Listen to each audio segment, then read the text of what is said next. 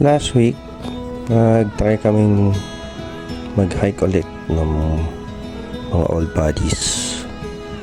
Lalo na si Gob. Nag-DIY kami sa Luzon 321, yung tatlong matataas ng Luzon. Nag-start ako, nag-bus ako papuntang MRT dun sa may Mega Mall. Dun ako nakasakay ng bus. Tapos carousel siya papunta dyan sa Victory Liner. Tapos pagdating sa Baguio, nakita-kita na kami na nakuha namin na sasakyan yung taxi ni Avanza ng tiyo ni Cobb.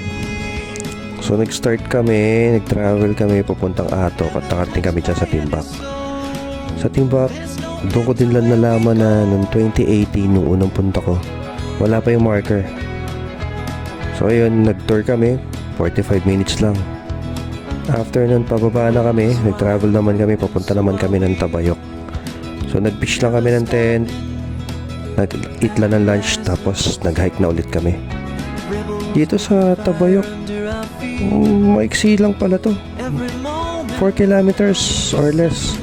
Kinuha namin siya. Nag-start naman kami dyan 12:30, tapos nakababa kami